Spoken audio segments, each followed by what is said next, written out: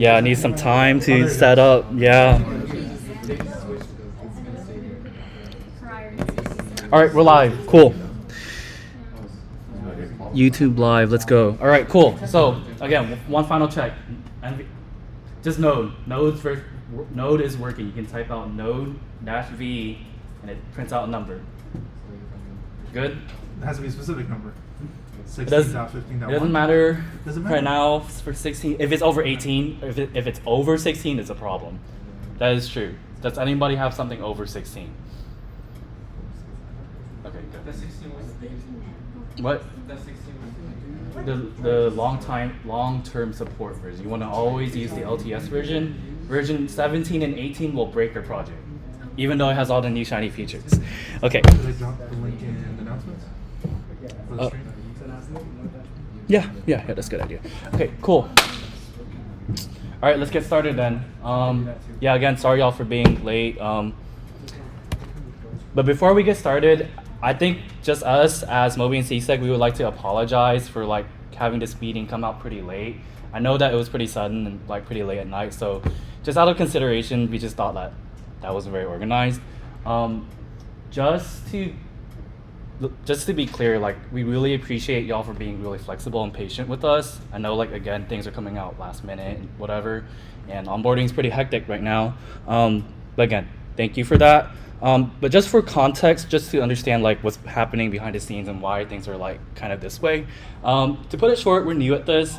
In terms of like managing team members and everything, I think at most our leaders have managed at least like 7 people in the team. The thing about the summer program is that there's 24 different schedules that we have to line up.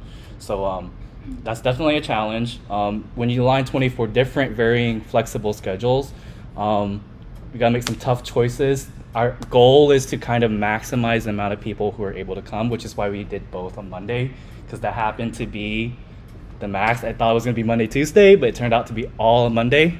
So yeah, there's that. So we just want to remind y'all that if y'all can't make it to any of these meetings, that's completely fine. Just follow like what we've kind of outlined in the team charter in terms of catching up and whatnot.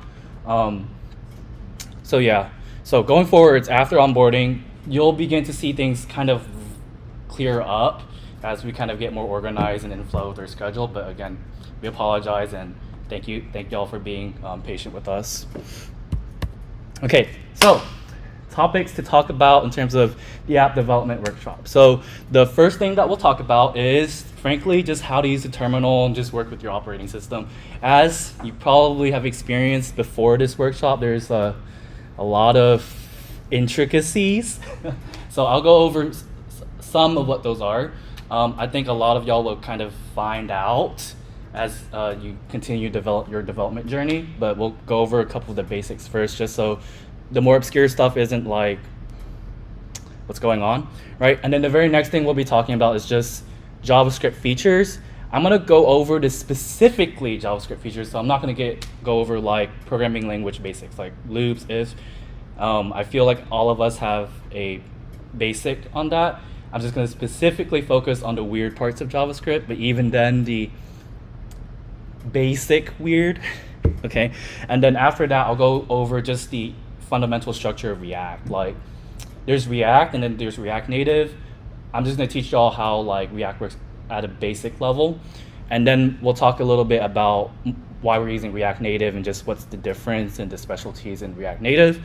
And then we'll get into software tests. I was planning on having an exercise for y'all with software tests, but it turns out it's a lot more complicated than I thought, so unfortunately we might have to forego that one. But I can show y'all something different though, but it's not going to be React based, unfortunately.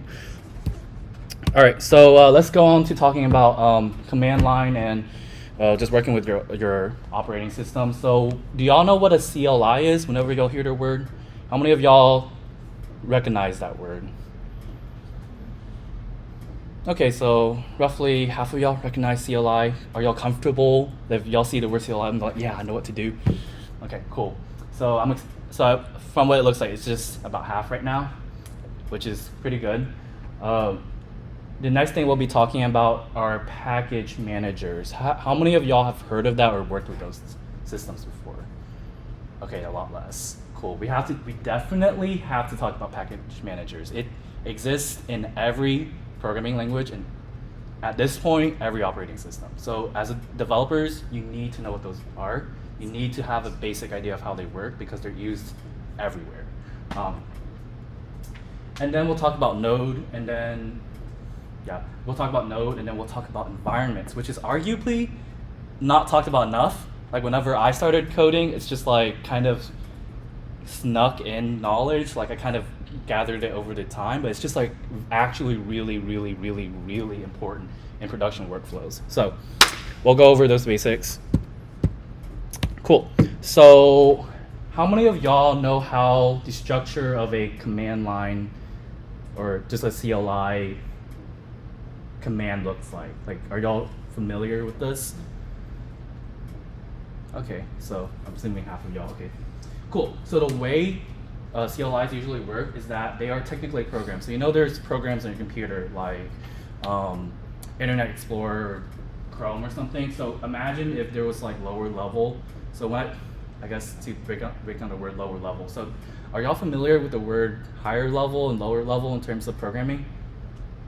Okay, so yeah, so command line's obviously lower level language to kind of talk to your computer.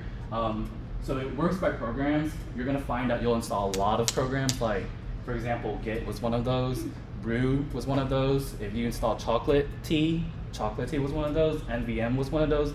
Even Node is one of these programs that has a CLI. Usually CLIs are there to help you interface with that program. But the way it works is that you want to call the program, so there's usually a name for it. So in this case, it's Git. And then you have like a command associated with that program. So for example, you have git fetch, brew install, nvm list. Let me think of another one. For example, the GitHub CLI, GitHub PR create, right? So you have a command, and then in that command you may have more arguments for that command just to make it more specific. So the power of CLI over using something like a graphical user interface is just like, it's a lot more robust. You're able to be more specific, you're able to be really fast and specific on what kind of operation you would like, right? And then the last thing that is available is options. So options are there to kind of configure the command or with the command and the arguments that you're running. So it lets you have an even more specific layer configuration. Right now, this is basic. But I can promise you, once you start working with cloud stuff, this stuff gets nasty real quick, and you're gonna get real used to working with CLI, and they'll just start rolling off your tongue in terms of like the language, right? Okay, so is everybody clear on how this works? Does it make sense? I think it takes some practice, but just know that I guess some important points are that spaces are very important. They mean something. They usually separate the meaning words. So like if each of these things have a meaning, the spaces are pretty important. There are special characters like dot and dot dot and others, but I'll leave y'all to discover that as y'all code. All right, I think that's enough for CLI. Okay, let me drink some water. So how many of y'all have worked in a JavaScript environment before? Oh dang! This is gonna be fun. So are y'all familiar with the word Node.js? Okay, so a couple of y'all are familiar with Node.js. So I guess it's best to start off by talking what is JavaScript. So JavaScript is the interactive code that runs in your web browser. It lets you code interactivity in web browsers. But the thing about JavaScript is that technically it only exists in a web browser, which sounds really weird. But yeah, you can only run JavaScript in a web browser. That was the thing like before. So the thing is that people are like, man, I really like the way JavaScript works. I just wish that I can run this not on the browser, right? So I think the folks at Google was just like, you know what, I'm just gonna make everything about JavaScript, but not in the browser. And then folks have come up with something called Node.js. So the difference between browser JavaScript and Node.js's JavaScript just on its own, some people refer that to JavaScript in your web browser, and Node.js specifically refers to JavaScript that is running on just your computer, just offline, right? So I guess there is a way for me to show y'all exactly what that difference is, but let me talk about the other points and then we can do this exercise together, right? So what is a package manager? Do y'all have any guesses what that could mean or be? It's what you would use to download programs or anything for the CLI. Yes. Anybody else? Update? Yeah, you can use package managers to update programs that you install. Yes. Anyone else? Okay, so basically, yeah, it's all of that. It lets you install programs in this. So imagine if you had like this big list of programs, right? And you're like, I just want to install a bunch of these really quickly. Then you basically just are able by command line to just type out what you want to install over and over. But the biggest thing about package managers is that it's technically a dependency manager. So what that means is that packages rely on other packages, right?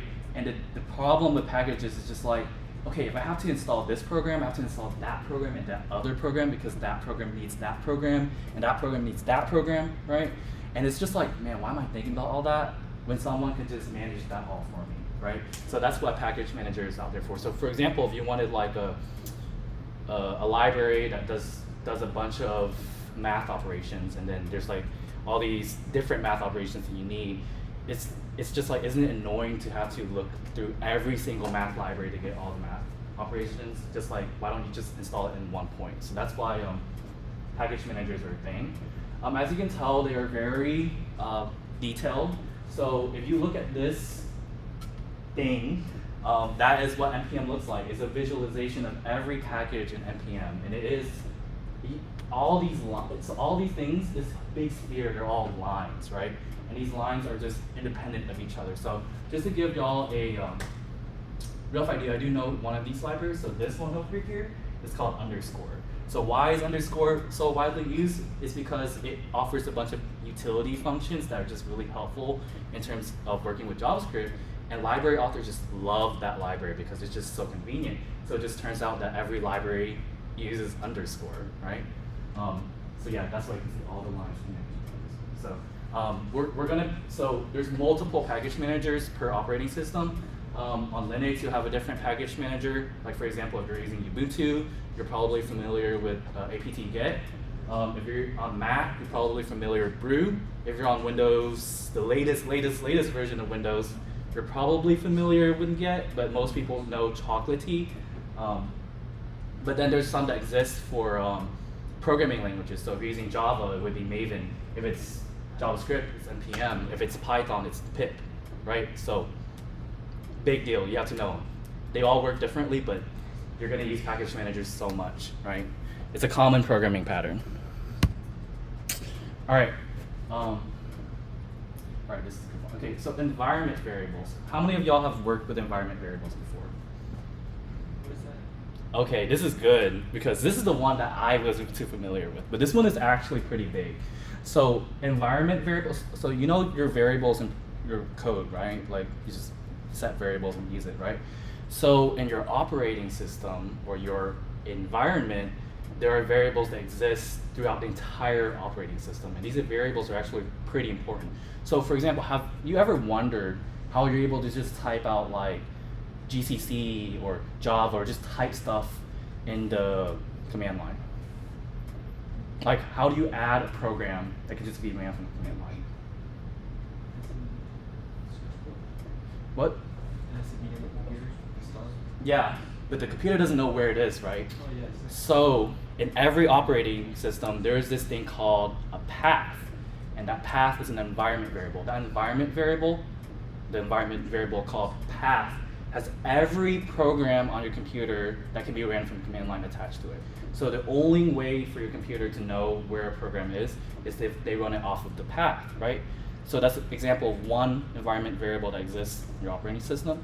A lot of times, developers, they will set different environment variables. They're like, this is a development environment, this is a production environment, this is a secret API key. There's a bunch of uses for environment variables, and it's just like, it's really, really important. There are different ways to set environment variables, but I'm gonna give y'all a challenge to figure out what those ways are. If y'all could post that on Discord just to see like what y'all come up with, that would be great. It's because that grows us together as developers. We're gonna look up how to set those things in different ways. When we were installing NVM and we had to put something on the files, is that what that was? Was that the Yeah, okay, I guess essentially that's what it is. Actually, yeah, it is. So basically what you did, you want like a detailed rundown, is that, so it's worth explaining what that step was all about too, okay? So basically on every operating system, there exists a shell. Do y'all know what a shell is? Yeah, so yeah, it's almost something like that. So the idea is that your shell is the utility that talks to your operating system to kind of command it what to do, right? But it just so turns out, how do you talk to your computer, right? And you use that with a shell, but there's not just one shell, there's multiple shells, right? There's Bash, which is the Linux and Unix version. There's PowerShell. There's the command line on Windows. There's Z shell, there's Fish, right? So there's a bunch of different ways to talk to your computer, but whenever you added your NVM export, basically you're setting an environment variable through that shell's configuration, which sounds really weird. So let me reword this. So there's a configuration file that your shell loads when it initially starts up. And in that configuration file, it's like, I'm gonna set a bunch of environment variables right now. And it's gonna be like setting it to the operating system, right? Which sounds really weird, but if you do this challenge, you'll get it a lot better, right? But yeah, in short, environment variables are variables that exist in your environment, pretty much your entire operating system. Any programming language, it doesn't matter which one, they all have different ways to access these variables, and they're very, very important variables. So they usually contain API keys, deep hidden secrets, stuff that shouldn't be shared, stuff that should only exist on your computer, right? So yeah, you're gonna find the examples of this everywhere, so I'm just gonna shove this idea into your brains and let y'all ponder upon this, right? All right, so does anyone have any questions about environment variables? All right, cool. So I kind of want to do a mini exercise just to show y'all what's the difference between browser JavaScript and like Node.js, because this is honestly something that surprises people sometimes, and I completely get it. It's super confusing, right? And it just happens to be the way JavaScript works, but let's do it. So what we can do is we should open up Chrome, right? So when y'all open up Chrome, what y'all want to do is open up the developer console. So in Mac, let's see, you can go through this and just view source. Oh, not view source, my bad. That's not the right one. Developer tools, and then press console, right?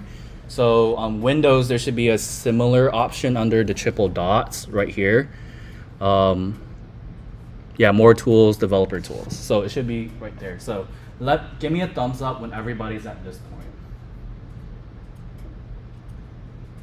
Okay, are y'all good back there? Does it have to be with Chrome?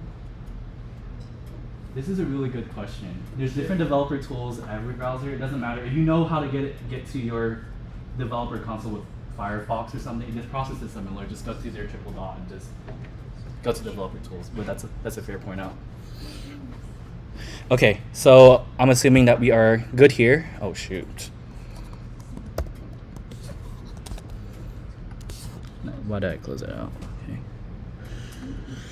Okay, so what you want to do is I want y'all to type out window. Right? Do y'all see this? Right here? Okay, my bad. This is not zoomed in. So do y'all see this? Right. So y'all should receive a window object. So in browser JavaScript, this is one of the most important objects that ever exists, and it only exists in the browser, right?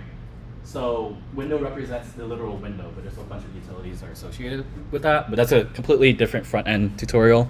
But the next thing I want y'all to do is I want y'all to open up y'all's terminal or command line. If you're on Windows, I highly recommend PowerShell. It'll keep your life a lot more simple. So give me a thumbs up whenever everybody's here. Okay. All right, cool. So what y'all want to do now is y'all should, assuming everybody has Node set up properly, y'all should be able to just to type out Node, right? So basically, the way JavaScript works is that it's kind of, I'm probably going to completely butcher this. I know someone's going to point this out for me, but it's low-key interpretive. So what that means is that it runs like a script. So there's scripting languages and just like traditional programming languages. So traditional programming languages, they need to take a file to compile all that code into like runnable instructions. But interactive, I guess, interpretive programming languages, so stuff like Python or JavaScript or Lua, right? It runs off of an interpreter. I think even Java's a little bit like this, but it's not, that's a different conversation. The idea is that you're able to type in code line by line and it'll run different commands, right? So we basically have a localized version of this console on our computers. So that's what Node.js is, again. So I want y'all to type out window and see what that returns.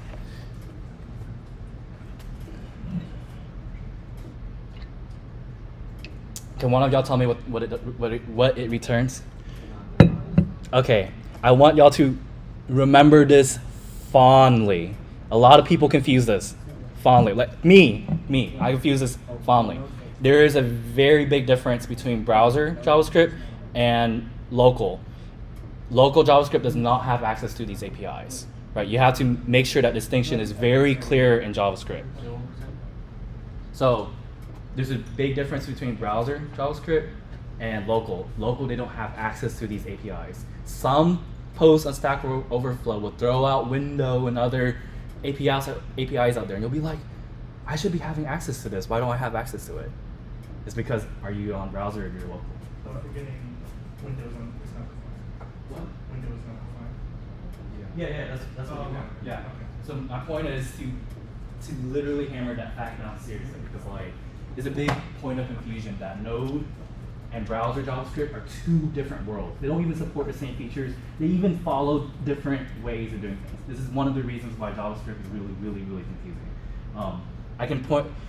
I would highly suggest y'all to look up the Node documentation versus regular browser JavaScript documentation. Tell me what that looks like. It's like two different worlds. It's insane, right? Okay, cool. Let's get back to the slides. So is everybody on board? Is everything making sense? Yes. Cool. All right, let's get into JavaScript. All right, so here's an outline of things that you'll learn. Okay, you have How do I questions? exit from the node thing on the terminal? Good question. Control-C twice. So, okay, actually this is a really good point out, right? So when you run a CLI and you're like, this thing is not doing what it's supposed to be doing, like get out right now, press Control-C like repeatedly until you're out of there, right? All right, cool. So, all right, let's talk about what we're learning in JavaScript, right? So the first thing we'll be learning are variables, and arguably this is one of the most annoying parts about JavaScript are variables, right? And with variables, there's types, and we'll get into more of what that means in a bit. The next thing we'll be learning about JavaScript is its unique object notation, and object is a very loaded word in JavaScript, so I'll explain that in a bit. And functions, one of the most interesting and powerful and also very annoying parts of JavaScript. Functions, and then modules, a widely debated topic. How to just get code from multiple files and implement it together. And then lastly, the big functional programming. This is one of the most important kind of, like you kind of have to understand functional programming to kind of understand React and why they did certain things. but I'm not going to get deep into functional programming. You'll learn all of the intricacies of that in your programming languages class. But if you start learning about functional programming, you may not be able to return like I did. So, all right, cool. So what I would like us to do is, again, make sure you have your terminal open and be ready to type node. We're going to run some commands on the fly. Okay, yeah, we're going to run a couple commands on the fly for the first part, and then for the second part, we'll be making files. Okay, so first, the thing about variables in JavaScript is that it works similarly to variables in other languages. You can initialize them, you can declare them. Do y'all understand the difference between the two? Declaration versus initialization. Okay, that's programming language stuff. Okay, so the thing about JavaScript is it's a dynamically typed first class language. I know that sounds really strange, but it's important. When you learn about programming languages, just to understand like how you approach different programming languages, they have all different philosophies, and you kind of understand what they're getting at. Why did they choose to implement certain features? It kind of determines the way that programming language is supposed to be used, right? But one of the things, the decisions, the folks who made JavaScript, is that the programming language is dynamically typed. Does anyone have an idea of what that may mean? What? Like what? Type as in what?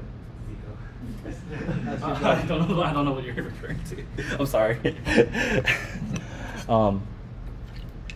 So do y'all know about data types? Okay, so if you work in C, you probably have to do like int, blah, blah, blah, blah. Bool. There's no bool in C. Oh wait, there is now. Wait, that's true. I forgot. There's int, there's characters, doubles, different data types to kind of specify how that variable should be. In JavaScript, there's none of that. You can be like, let a equals 5, let blah, blah, blah equals 10. So let's go to the terminal, right, and show what that looks like. So we're going to start off with the first keyword, var, right? Var for variable, pretty straightforward, right? So back to this, we want to do type var whatever is equal to the string whatever, right? Okay, so after y'all type that out, a thing that you can do just to see if things are working fine is you can type out whatever, the variable, and then you get to see the string. It tells you what it returns. Let me zoom in.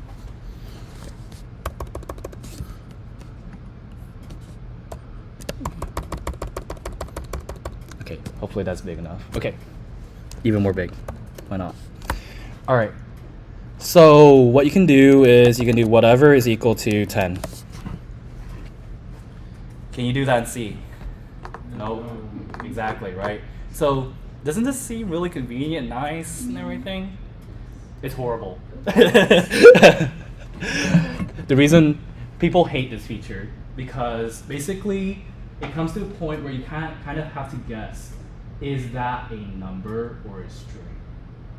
Right? Because then some evil person could be like, whatever is equal to 10 or 10, right? And then they'll be like, all right, so that's the number 10. And it's just like, wait, it's not a number, it's actually a string. And then you're like, why doesn't it work? Right? So that's just like a really small example, but it balloons at scale, right? So let's It's also the problem with testing. yeah. In that sense. So in C, your data type is decided at the compiler stage. In JavaScript, you're deciding what data type when it's running at runtime. Mhm. So you only know when it's running what it's going to pick, essentially. What's cursed about JavaScript is that everything actually has a data type, and you have to guess what it actually is. Because like sometimes you can do like some wacky stuff. Like for example, some people will type out OX10, which is hex. Some people will be like 1, and they treat it as a bool because whatever equals true is true. And they're completely different things, right? For example, let's see. We can do whatever is equal to whatever, right? And then you can type whatever is equal to 5 or to 1. or to true. Wow, never mind then. bad example. Here, let's do this. So let's make a variable called num5 is equal to 5, and another variable called string5 is equal to 5, right? So we can do if you do num5 is equal to string5, it returns true. And this is arguably one of the most annoying things about JavaScript because it doesn't recognize the difference between the type. It's problematic whenever you actually work with code because there's serious differences between a number and a string. So basically, it comes to the point where people are like, never, ever use equal. Never use double equals. Because there's a different one. You want to use num5 is triple equals to string5. And it's like, hey, these things aren't the same type, so it's actually false. So what's the difference between this equals and the triple equals, the double equals versus the triple equals? The double equals just looks at content, but arguably those rules are very vague. I'll show y'all an example of why those rules are really vague. And then the triple equals test type alongside content, right? So if we set string5 equals 5 and num5 equals string5 now, it should return true, right? So that's the difference. Is everybody clear on what that difference is? Thumbs up? Why are we getting undefined after each time? Okay, so the way the console works is that basically when you type something out, it returns something back. When you set a variable to something, there's no return to it. It's just that variable. But whenever you type that variable out, it returns the variable itself back. Right? You'll see the difference when it comes to like functions and stuff. When you define functions or define things, it's usually undefined. But even undefined is a very annoying concept in JavaScript because here's this special trick, right? Wait, let me do this. I don't know how to do that. Okay, pretend you didn't see that. Okay, so undefined is undefined, right? But undefined, not undefined is true, and not undefined is false. Why that's allowed to be, you tell me, but JavaScript completely allows that, right? There's a lot of other variants of that. You can even, I'll just let y'all explore that down the line, but just know that tricks like this exist everywhere, and some programmers feel like they need to prove a point by being a little bit clever. Happens all the time. See. Yeah. But yeah, you can imagine, right? So that's the basics in terms of types. Just know that types exist behind everything, but JavaScript is a dynamically typed language, and it lets you do a lot of things that you probably shouldn't do, right? All right, cool. So let's talk about variables. So for variables, what we want to do is we actually want to make our own little playground directory, right? Just to play with different JavaScript files. All right, so the way we're going to do that is we're going to go to terminal, and I'm going to exit. You can also type .exit to exit, by the way, y'all. Okay, so is everybody at their home directory, like right here, right? So what we want to do is we want to make our playground, and just to show y'all what that looks like for me, I have to navigate through my directory structure. So in this case, documents, school, never mind, cd documents, cd code, and then project. Yeah, let's do it here. And then I'll make a directory called JavaScript Playground. Right? And then once you're at your playground directory, give me a thumbs up.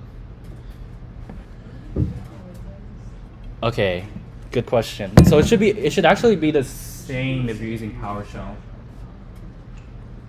PowerShell lets you use Linux, like it redirects. Yeah, it's the same. Yeah, I'm kind of debating if I should get y'all into something called Windows Subsystem for Linux. So y'all are doing literally the same thing we are doing, and it may actually help y'all with classes by having access to Linux commands. I think I'll set that as a challenge for y'all to do once the first sprint starts, just for y'all to learn how to do that installation process.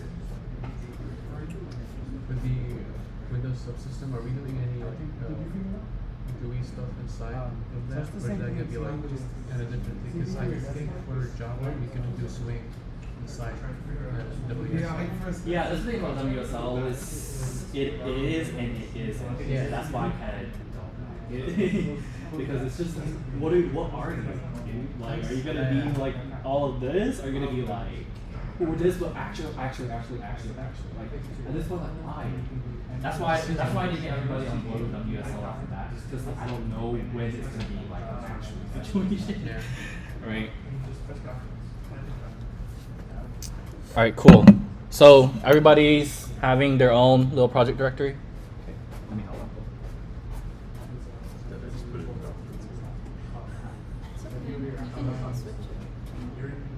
Yeah. Okay. So this line tells you where you're at right now, which is your desktop, right? And then you just made a directory with a folder, and then when you have a folder, yeah. So to open it is the way to go into what you need to do. No. So ls is the way so it just shows it's there. But to go into something to change it, right? Yes.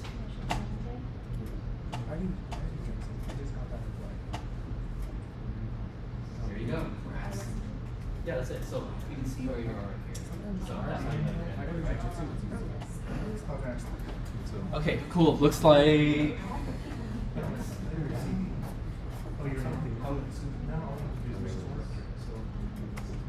I'll go back here.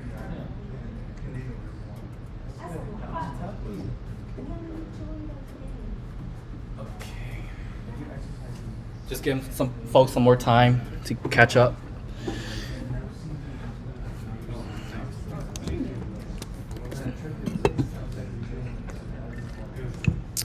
Oh, I can't believe my League of Legends folder's out there in public. What have I done to myself? Exposed. What? No, I don't. I'm not that cursed.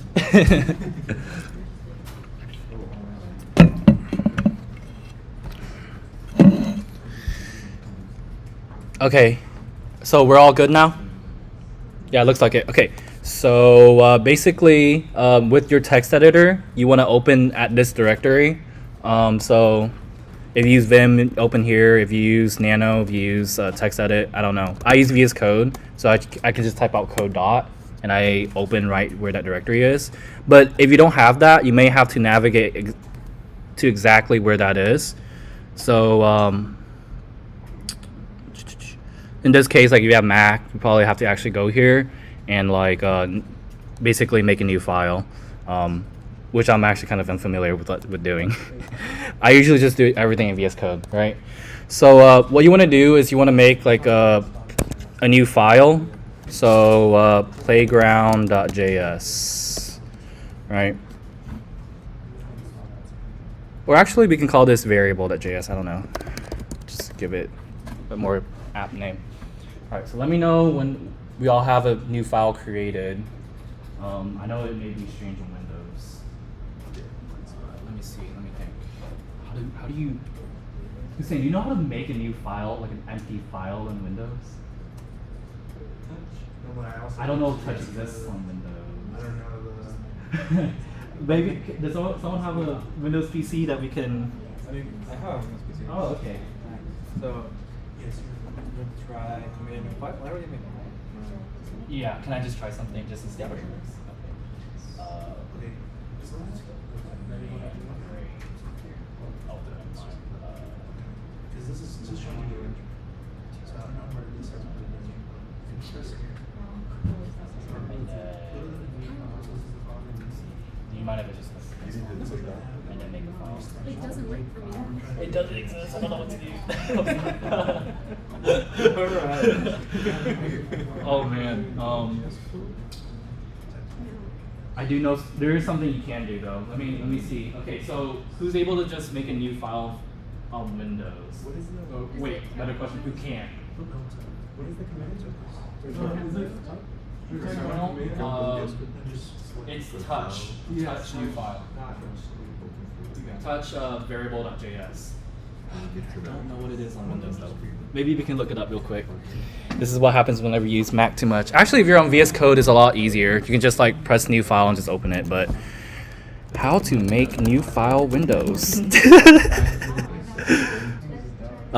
No, command line.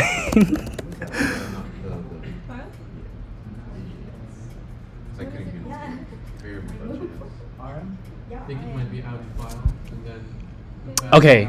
All right. Who has a Windows PC I can try? All right. Cool. I'm gonna use yours. Yeah. All right. Cool. Let's try this again. Okay, now you have it. You still haven't changed it. That's how I know. Oh, I forgot. I also was gonna change that too. How do you type the writing? Here. The other. I'm not familiar with which is that. Amazing name. You also didn't say it. Are you serious? Okay. We kind of need to know how to do this. PowerShell.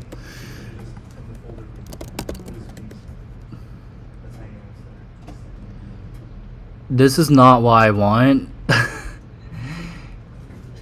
Okay, I guess the easiest way to do this is you want to make a new text file in Windows. So like who's still stuck? Is everybody actually on the same page before I dig deeper in this?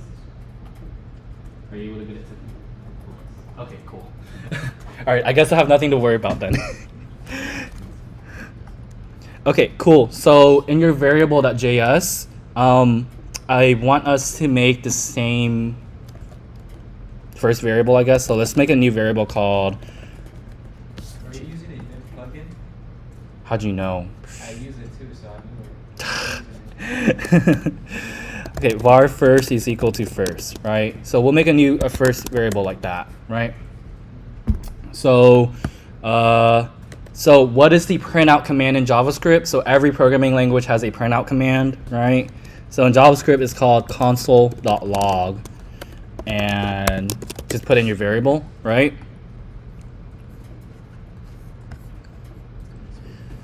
And then one thing that you may find useful is that you may want to open the terminal inside of VS Code. Oh shoot, this is a really big terminal. Hopefully maybe this is too big. Yeah, let's give it some more space. So yeah, one of the most convenient features in a lot of text editors, just have a terminal on the side. But if you don't have this feature, just basically navigate back to this directory. And then what you want to do is you want to type out node variable.js. And then you should be able to see that, right?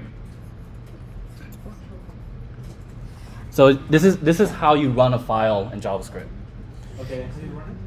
What? How do you run the game? It's right here. Node variable.js. Why is it that you don't need the curly braces? He doesn't have Like it. you need it, like you need to choose to put it or not. Either way, it could run the simple lines or like that. Like you don't need the curly braces. I'm not the curly braces. Just in my code. I apologize. Because JavaScript feels like maybe it needs to be like Java or it doesn't. I don't know. One of the most a mystery of JavaScript.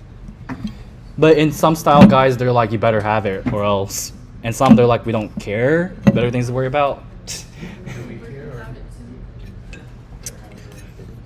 Okay, so another thing that I want us to do is we want to just type out a curly brace and set this up. So do y'all know what this is? What this curly brace means? It's a block, right? So what happens outside of that curly brace? The contents of the block do not exist outside of Okay, very important concept to understand. Scoping is a low-key big deal in JavaScript. It used to be a very, very, very big deal in React, but you kind of worry less about it now. But anyways, so as you notice, y'all saw 3 variables, right? So there's var, let, and const, right? So let's see. I want us to type out let second is equal to second here, and const third is equal to third here, right?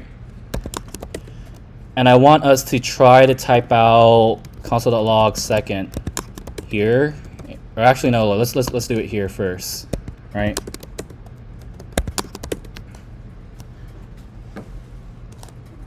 And actually, my bad. We want to move the first one in here. It's NI.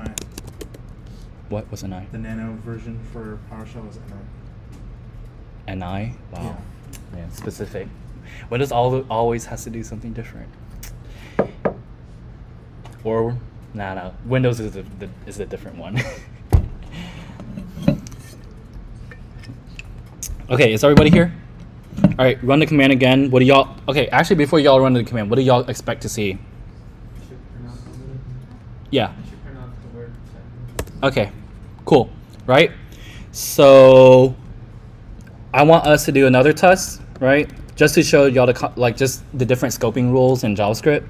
I want us to type out first. What do y'all expect to happen here? The word first should pronounce error.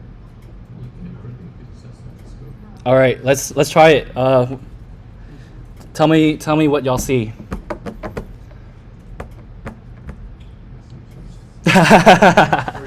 So there is a belief in JavaScript. Do not use the variable keyword because it's the only keyword that doesn't follow the rules with all the other programming languages. So essentially, variable. So if it's not inside of a function, and functions in JavaScript are very debatable. I know this is it sounds strange, but it's a very debatable concept. So if variable is declared outside of a function, it's global, which makes it an evil keyword because global variables are just so bug prone. So yeah, avoid using var. So if we type out second now, what do y'all expect to see? Cool. And if I type out third, what do y'all expect to see? Which is a const. Yep. So the scoping rules, let and const follows your regular C scoping rules, or yeah, your regular scoping rules. But var doesn't, and that's evil. Can y'all take a guess what const does? You can't change it after you change it. Yes, but there's one part. Okay, actually, you can't change it for most things, but it's debatable. Which is also another JavaScript weirdness. Const for the most part doesn't let you change most things, but it does let you change. It doesn't let you change objects, but it lets you change the stuff inside of an object, right? Which is, I know, very debatable. Anyways, let's go back to our slides. So that should be all the stuff about variables and types with JavaScript, right? And now y'all just heard me mention objects, right? So in JavaScript, there's a lot of definitions for an object, right? So the first definition is JSON. JSON stands for JavaScript. No, yeah, just JavaScript object notation. Okay, that's right. So you'll find that most web stuff uses JSON. It's how you configure stuff. It's how data is outlined. It's how data is structured. So most things are in JSON. So no JSON. The most beautiful part about JSON is that it's basically key value, but like recursively. Does that make sense? So you have like a key variable or a key name, and then you have values, and then in that value you can have more and more objects nested in it. So yeah, let's talk more about objects. So as you can tell here, there is this object, and then there's instance objects, there's JSON, there's functions. So in JavaScript, they can all be the same, low key, and also not, depending on how you use it, which is really annoying. So for example, a function is an object, and an object can turn into an object can be represented like a JSON object can be represented as a classical object-oriented object. There's a class object, there's a prototypal object, there is the object. Like, I know it's really confusing, but that is a method for exploration. Object is just a widely flexible thing in JavaScript, right? But when most people refer to JavaScript objects, they're talking about JSON, right? But just to throw it out there that in JavaScript, the whole idea of an object can be very stretched into multiple things. Like one of the craziest things I found out was that functions are objects. right? Which sounds like weird. Like they can have properties and values, and you can access them just like a regular object. I know it's wow, but just to keep things simple, when y'all think about objects, just think of JSON, right? So let's play with objects in VS Code. So, oh shoot. So I'm just gonna delete everything here. Okay. So let's make an object. So const. So I guess there are different beliefs on how you should do this in JavaScript, but some folks like me just use const for everything just to keep it safe. Others don't, but for me, I'm kind of a person that uses const. You can use let if you want, but just don't use var. No one uses var. Right? So make an object like this, and then I guess I'm gonna do an anime. Right? Let's see, what anime am I watching? A Spy X Family. And let's give it a description. And then my description is like an assassin. Yes. An assassin. A spy. I'm so excited. All right, there's that. So how do we use an object, right? So you do console.log, and then you can type out the object. So what do y'all expect when I type that out? Yeah, I'll print out the entire object, right? So when you type node variable, you'll be able to see it all out there, right? So how do you access a property inside of an object? You can do object.anime, right? And then you do node, the same thing. So basically the way to access stuff inside of an object is dot, right? Is in const object, is object a keyword, or is that just the name of the object? It's just the name of the object, but you're right in that it is kind of confusing. So I'm gonna call it not an object.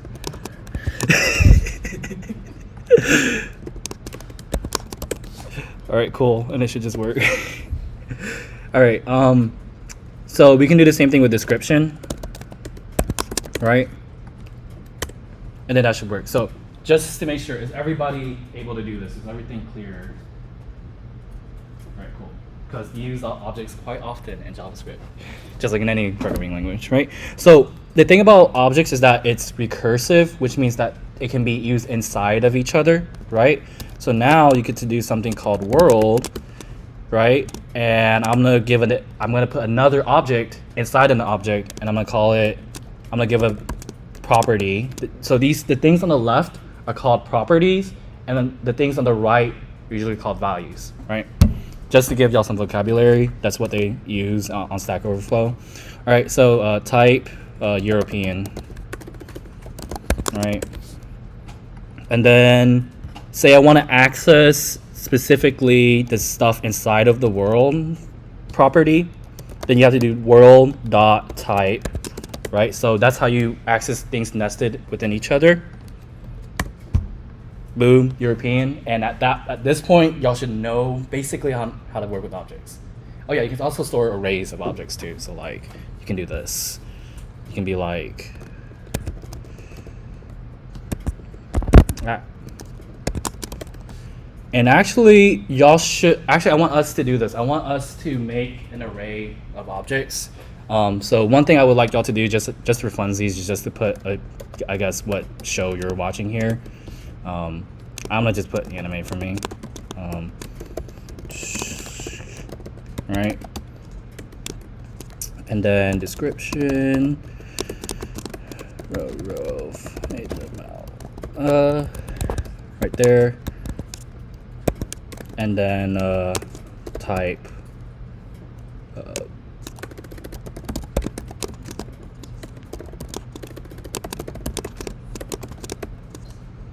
post-apocalyptic. To do is they like to split their braces like this and make sure everything's on their own line. Yeah. So now it's all clean and whatnot, right? So you should be able to access the object like this now. there's, I want y'all to, actually a good exploration activities are just how to access all the how to access all the properties inside of an object. There's multiple ways of doing it, but I'm just showing y'all one of the ways, right? So let's access the first or the second object for me, and then I just debug anime, and then I should expect Gurren Lagann, like that, right? So does this make sense to y'all? Yeah, please. Yeah. Okay. Is it like an array of objects? Yeah, it's an array of objects. So you have like your left bracket, right? Okay. Yeah, it looks like this. Okay. I just want to walk around and make sure. Is this? Oh, we should do that in 1 second. Why is it? Okay, let's look at this. Oh, you missed the. So when you have multiple objects like this, you want to put it in an array, right? So you're missing the square brackets. Oh, okay. Yeah. You go back here. Oh, make sure you have. Okay, my bad. I think it's kind of not clear. Okay. I'm gonna switch my light mode off. It's completely my fault. Yeah. There's a comma after each statement. Let's see. Cool. Let's do this. So there's a comma after every line for JSON, and there's a comma after every item in the array. So hopefully that makes things clear. Okay, are you really good? Are you all good? Did you see the square bracket? Right. The first and the last one. I think you're missing Which your- means that you're also gonna need to add in another bracket. Yeah, that's what I was thinking. the Yeah, you're good at that. So. Doesn't bracket right now. Oh, it doesn't. It doesn't. I'm sorry, y'all. Yeah, I should have made a different example, but yeah, the properties don't have to be the same at all. But they should be. Someone should make it like that, but they don't have to. Then the console is outside of the square bracket. Yes. Because this is your favorite. This is your favorite culture. No, yeah, for now we're just doing it.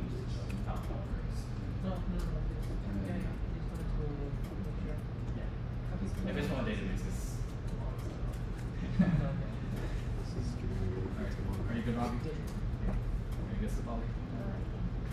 What's going on? Oh, you're just trying to play around. Every day.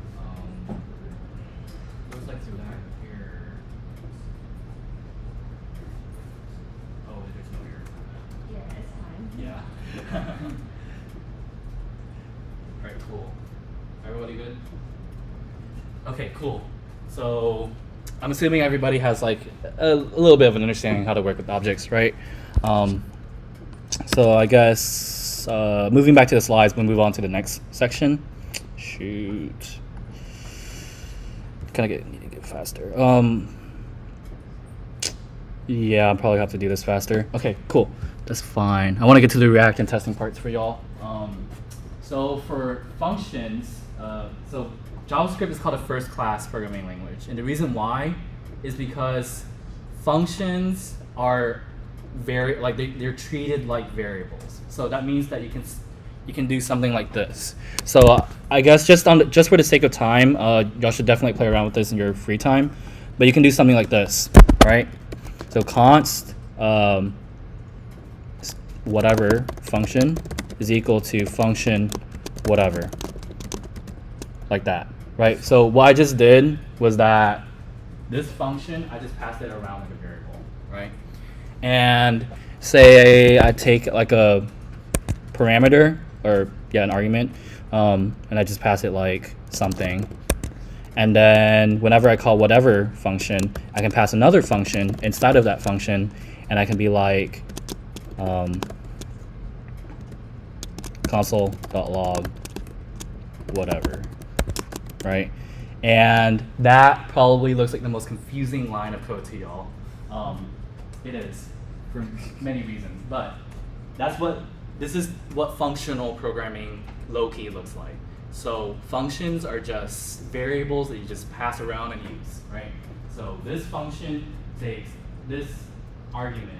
This argument is just anything at this point. In this case, we're assuming that someone will pass a function, and whenever you call to whatever function, you pass in another function, right? And that's called whatever. If I wanted to make this functional, let me show you all something. Like that, right? So what do y'all expect to happen from this code? That's a pretty good guess. Yep, right there. Let me clear that up. Yep, there you go. So what just happened? Just to reiterate, I made a function, right? That function is called whatever, but it's being stored in this variable, right? And then this function can take some variable value, right? This is an argument in like any programming language function, right? And then we're assuming this is a function, and then you pass it to something, or you just call it right here, right? And so these two things are this function connects to these two things. I know that becomes very confusing. So I pass this function. So this function is an anonymous function. It's just like a function you just create on the fly, right? Anonymous function, that's what it means. It's just a function that you make on the fly. So you take this function, you do whatever you want here, make 50 console logs, just do whatever you want. Just pass it inside of this other function. This whatever function will call something in here. So I would highly recommend playing around with that. But it's weird. Other things that you'll see, you can make a function outside like this. It's function whatever 2, like that. You can make a function like this. You can do like why is this a thing? And then this. And by the way, there's differences between all of them. There's even something like this. What the heck? They're all different, right? So yeah, it gets weird. And then if you want to build off of objects, you can be like, stop it right now. And then you can do something like this, function evil, or you can do this.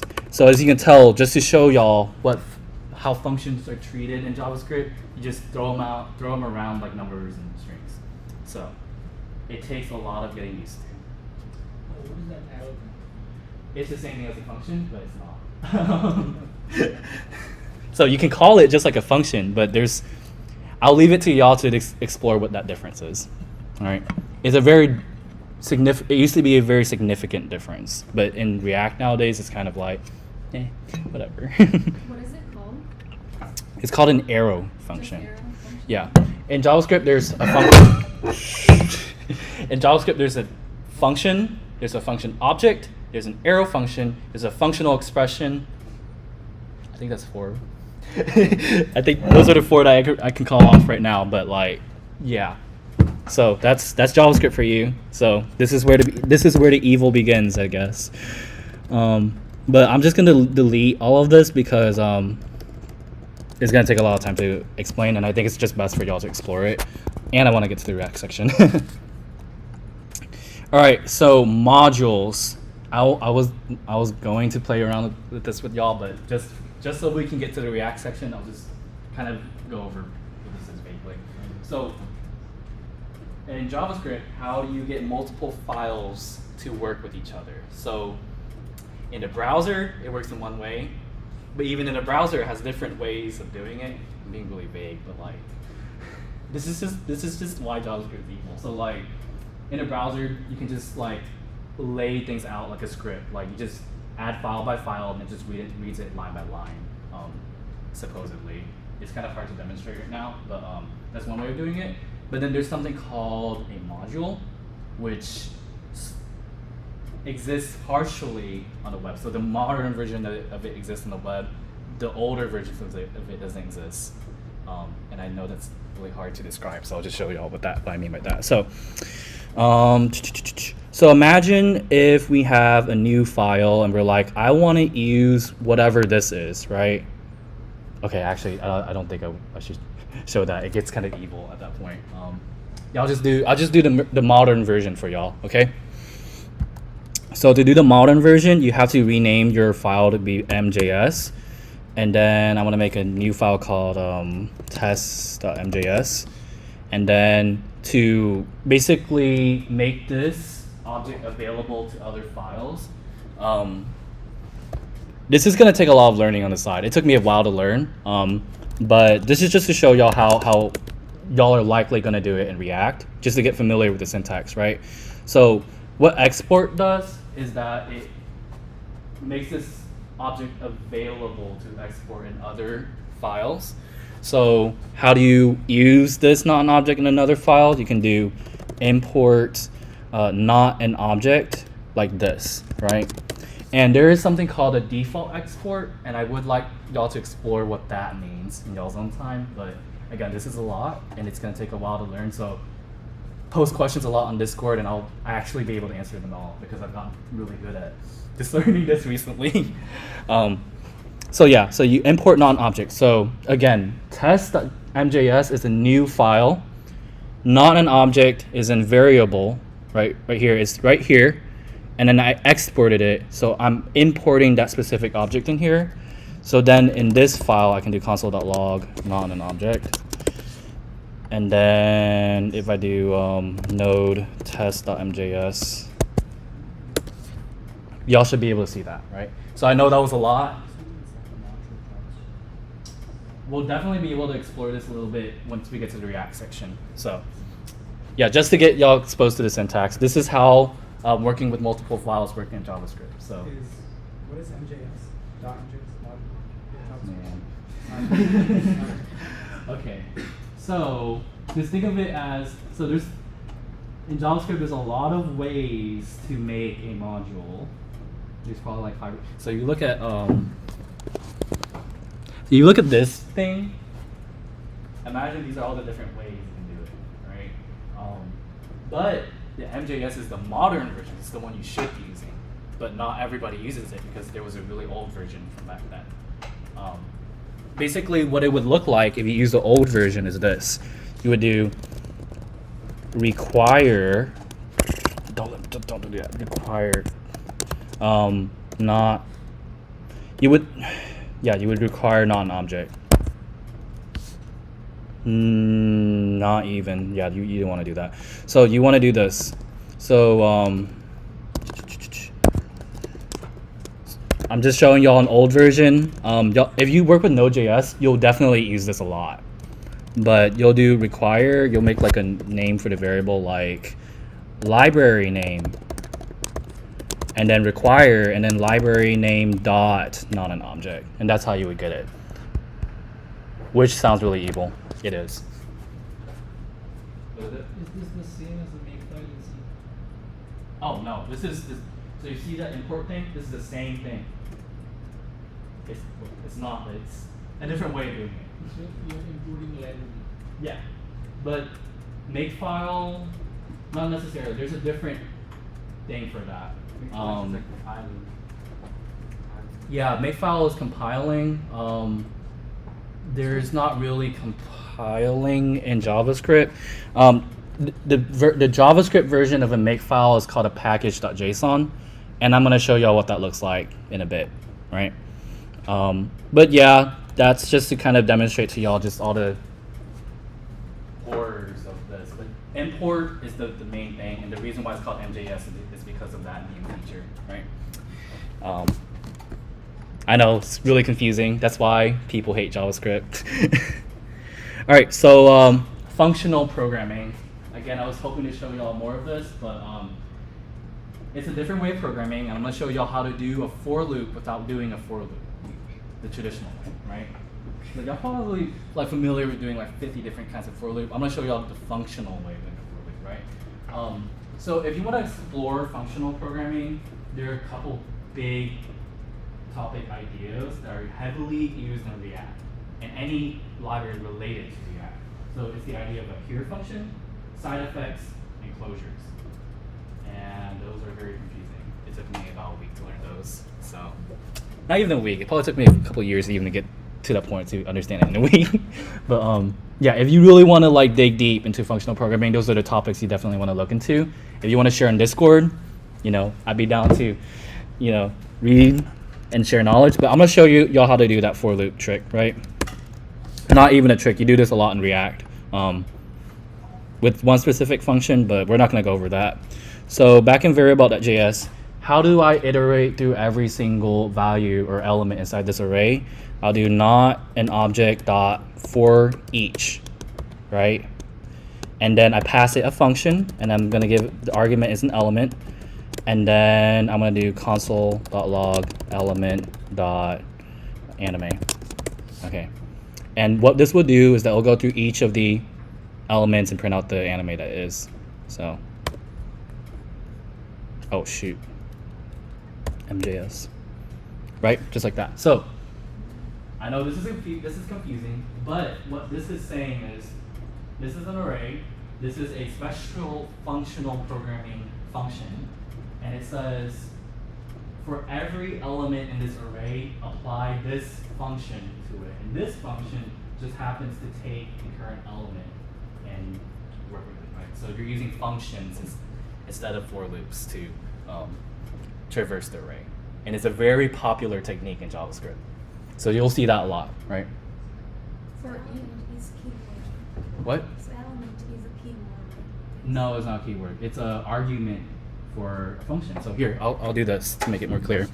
You can do it like, okay, I'll do this. Function element potato, right? And then same thing, right? So yeah, JavaScript is a language that allows you to do a lot of stuff. It definitely takes some playing around with, but how y'all feeling about JavaScript?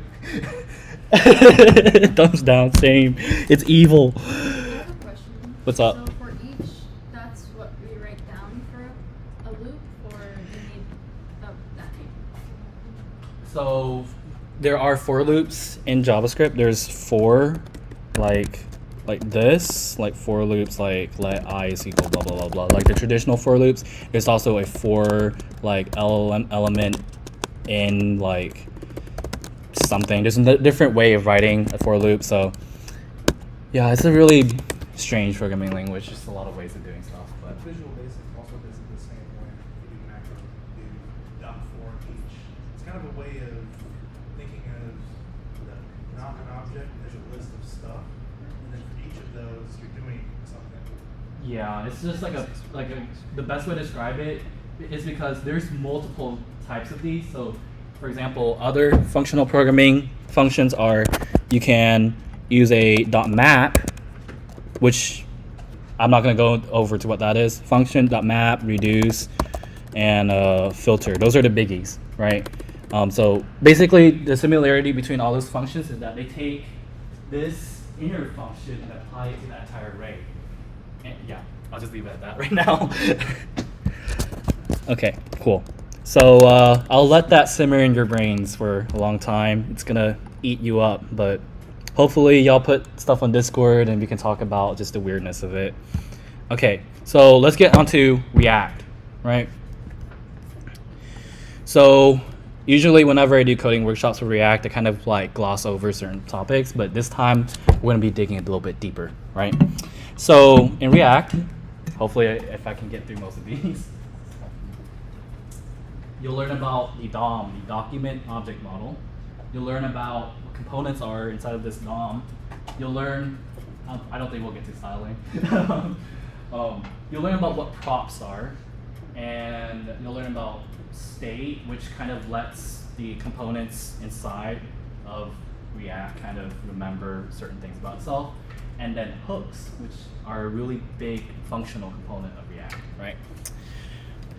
So, DOM and components. Has anybody worked with web programming and know what the DOM is? Okay, so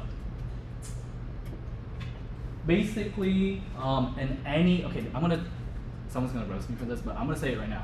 In any UI library, any UI library, all of them, there exists a tree structure. And that tree structure kind of represents that UI. So I know that's hard to imagine, but I guess a better way to word it is, imagine if you have a bunch of boxes, right? And then you can put boxes inside of boxes, and that everything UI related are just boxes, right? I know that's kind of a stretch, but that's the reality of it. Everything is a box. The world's a box. Okay. Anyways, yeah, the DOM is basically a tree structure, but you can, if it helps in your head, you can imagine it like multiple box containers just put inside of each other, and that represents a UI, right? So the DOM looks like this, and like the thing about React is that React is just like, I don't like the DOM, I'm gonna make my own. So they made something called a virtual DOM, and components exist on top of that virtual DOM. So that's kind of how React works. That's how React Native works. It takes all the UI components on each of those platforms and basically converts it into React's own DOM called the virtual DOM. And because they have a virtual DOM, they have unique ways of presenting UIs. So one of the things that's just, I guess, kind of important to understand is the word render. Do y'all understand what render means in the context of computing? To show something on the screen. Yes.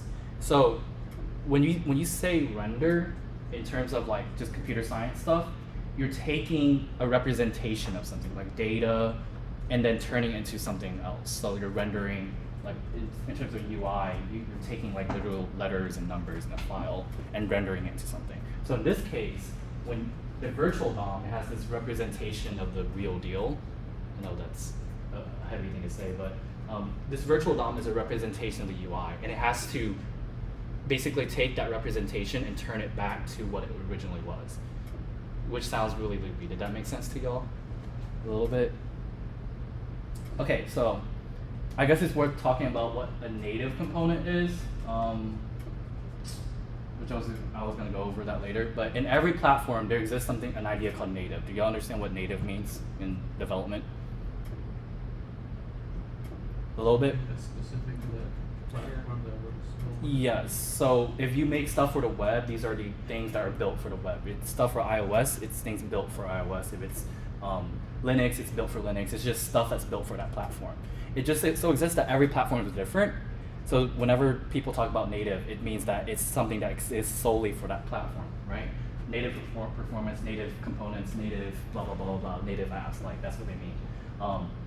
So basically what the virtual DOM does is that it takes these native components, these native UI components, and converts it into React's like universal representation of that.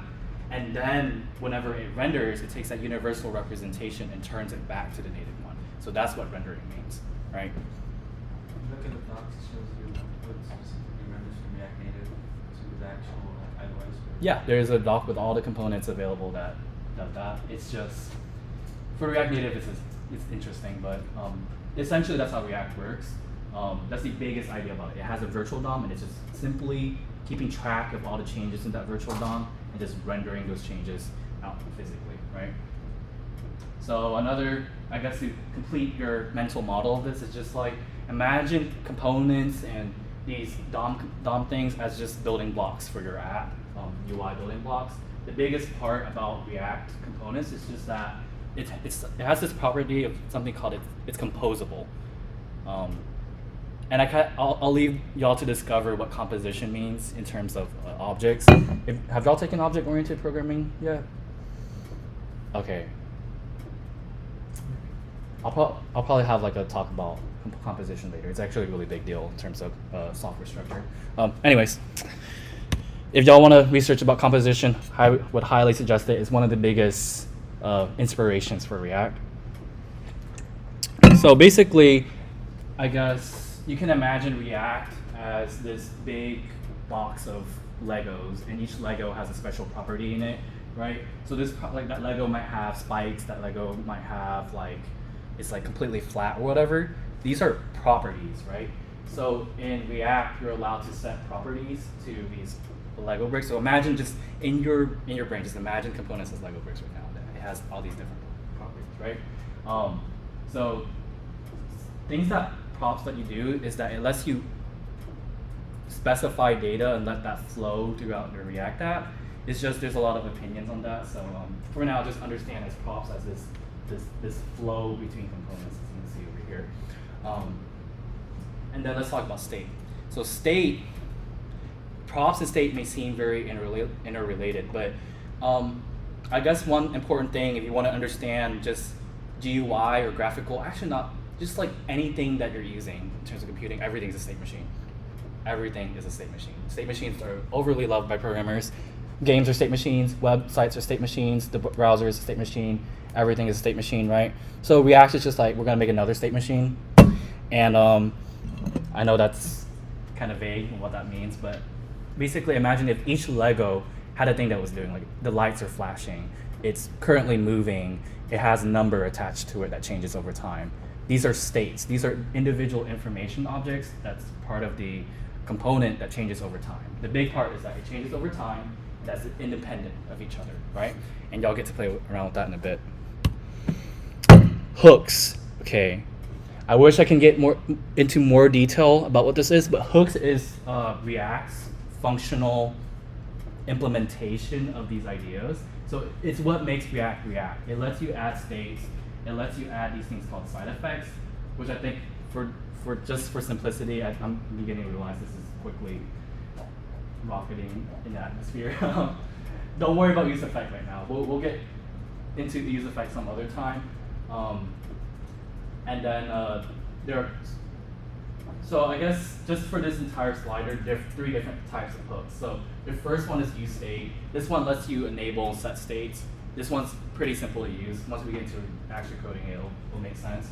There's useEffect, which lets you make a side effect, which is a functional idea, but the idea is just like, a side effect is something that doesn't happen in the component. Like, a human throws that Lego across the room. That Lego had nothing to do with that human, but that was a side effect. Some external entity has affected that component, right? So useEffect's there for that, but it's very complicated. It's very, very complicated, so we don't want to think about that right now. And then custom hooks are just multiple use effects and use states composed together, which we won't get into. All right, so what is React Native? Why does it exist, right? We'll go over just like what is the difference between the two and what exactly the components are. We're not going to get into the styles. So what's the difference between React and React Native? React is for websites. So the native components for React are HTML elements, right? But for React Native, there's something called views. So in iOS and Android development, if you've ever done that before, you've worked with an idea called a view. So views are just like boxes similar to HTML elements that you just build together over and over. So from the React Native documentation, they're just boxes of squares like interrelated between each other. It's just boxes within boxes within boxes within boxes. So that's a view. React Native uses views as the glue between the two. One big thing about React Native is that it's cross-platform. So it works. So whenever you code on React Native, it should work on iOS and Android, and now desktop and now web. Crazy. But yeah, that's the thing now. And yeah, again, views are just a bunch of rectangles. It's kind of hard to imagine that, but yeah, let's get into doing React. Okay, I don't know if we're gonna be able to get to software testing. Dang. It is what it is. React's more important. All right, so let's go to our terminal. And inside of our playground, let's see, what do I do? We want to actually do this. So we want to look up expo.dev docs. All right, I want y'all to copy this command right now. Okay. So npm install -g expo CLI. So what does this mean? So you'll be using npm a lot. So npm is JavaScript's package manager. I means install. -G means globally. So npm is usually like a by project thing, but globally means that it exists throughout your entire computer, right? So -G expose CLI. So Expo is going to be the framework that we're using to work with React Native. But yeah, let's type that command. Hopefully this is making sense for you all. I know this is a lot of information. Please ask a lot of questions on Discord. I'll be able to answer as many as I can. But yeah, this is what the JavaScript ecosystem looks like. Alright, again, what is npm mean? So npm is the package manager for JavaScript. That's what it's called. It's the Node package manager. I think that's what it stands for. But yeah. So now I have Expo CLI. So y'all have that set up. Yeah. So okay, I'll let. Let's chill for a bit. I know I just like dumped a lot of information onto y'all, especially for the React parts. That's because like the thing is like everybody learns React, but it's actually like very seriously involved in terms of how much JavaScript you need to know. And just like it's kind of computer sciencey as well, especially on the functional parts. So I hope I'm not blowing it all up, but I know it's a lot to take in. Feel free to ask questions. Right, I think I got it. Okay, cool. I'm gonna give like a minute or two to let that install for everybody, and then we'll get back onto it. So finding React and JavaScript interesting, y'all? Yeah, it's fun.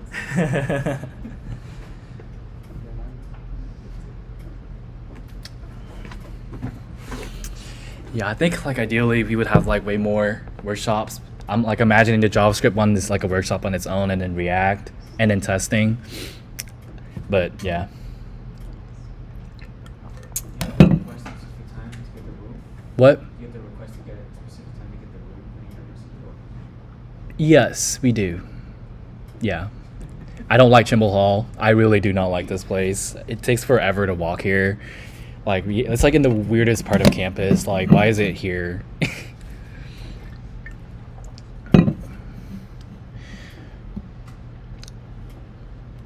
Okay, giving one more minute. Actually, I don't know why I didn't just do this, but if y'all have it installed, you want to do expo init and then give it your name. I'm gonna give mine Longwin. And then it's gonna ask some questions. We want to just click on blank. Okay, new thing that just popped up. I'm sorry. So we just use npm, but there's also this thing called Yarn. Yarn is also something that's used a lot in JavaScript. React people really like Yarn because they don't like npm. Yeah. I know, there's a lot of terms to take in. All right, cool. So you see the long win. So after you get it installed, wait, actually, was everyone able to even get to this step? Alright, Yeah, blank. Enter. Press enter. Oh. Yeah, enter. Oh. Yeah, press enter here. Select blank.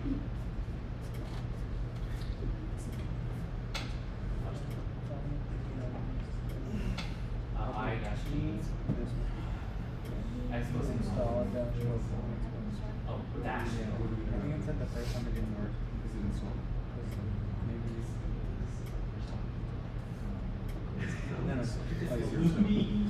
Okay, what's up?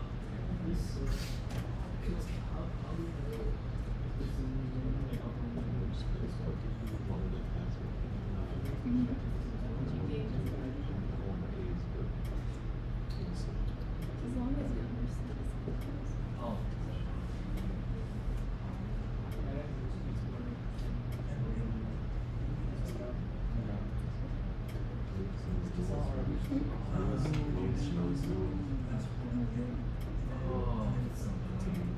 This is what I was worried about. Okay, did you install via NPM? Yeah. No, like you use NPM to install Node from there. It's just Oh, okay. That's so cool. Oh.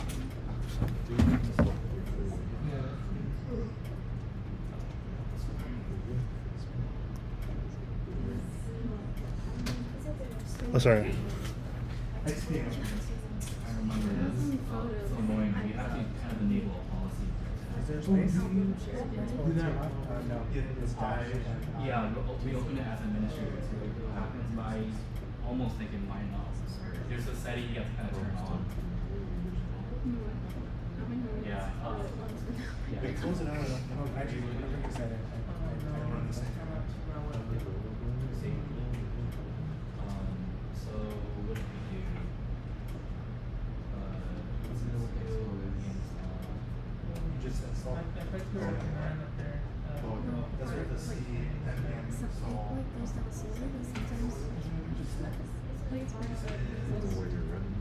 NPM I-G. The other day I was running this terminal. Yeah. Did you install those via NPM or the? Yeah. So I guess there are multiple reasons why we do NPM, but one of them is just like this hurts around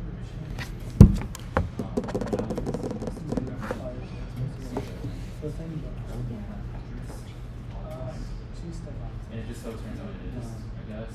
So like she did the install first. So I and basically but after she tries the second time, it still doesn't. Which is kind of extra, that's kind of the strange piece. Okay. But I think it's half of what makes it fun. Do what? I don't know. Wait, what's going on? Oh, whoa, okay. Let's go over to Eric first. Let's see.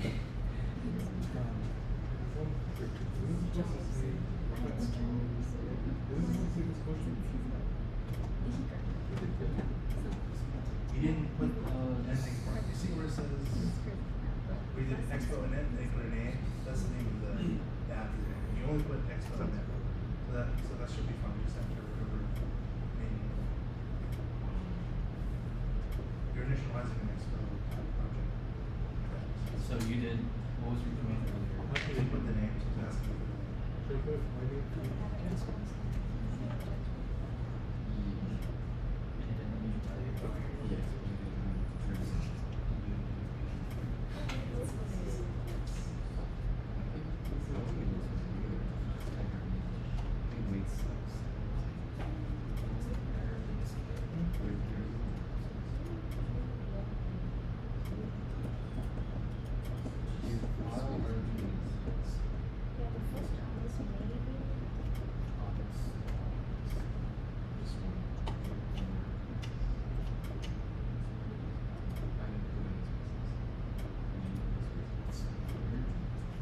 This is why NVM is awesome. NVM uninstall.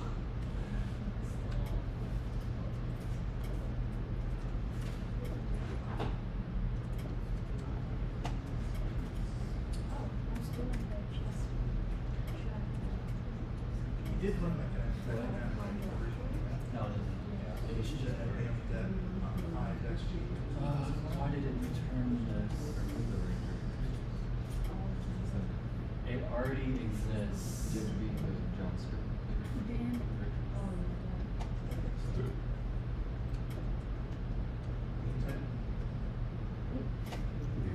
Check the first couple letters and then the tab. Why did it do that? It basically sees that file already exists and it's trying to overwrite it. I feel bad. What if it's deep down into this one? He's not. Talk to him. I talked to him. Art talks to him. But try running the I don't. genuinely. True.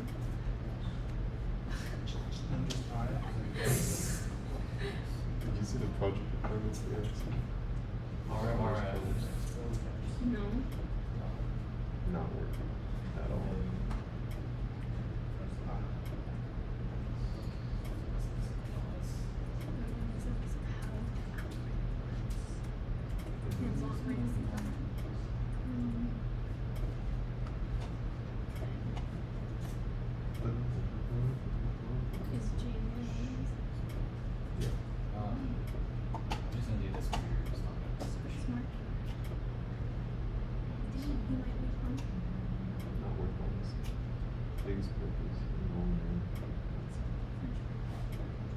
This will clear everything.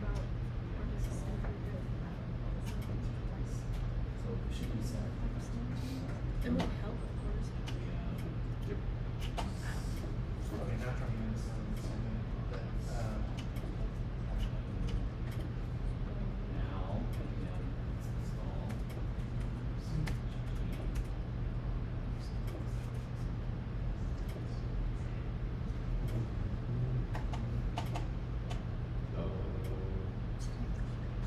Yeah, you should do that one. Is it working for y'all? Yeah.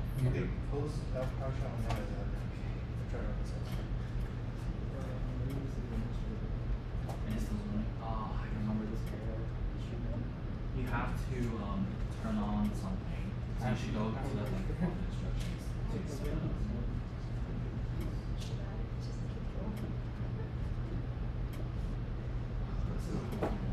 Yeah, you gotta look up that. That was specific weird. error. There's a specific command you gotta type out. So,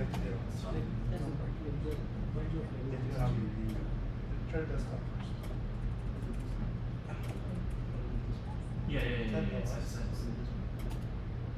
Okay, press. I think you just have NPM. I don't Try to see whatever you're using. Why is Buzz always off? Oh, you just People, just she press doesn't it. like people. We're doing If you fine. don't know that she's on that, she'll have friends or something from her school. Just do it. Okay, she has desktop user. Spell that. We're pressing into users. Yes. And then after you and then just do LS.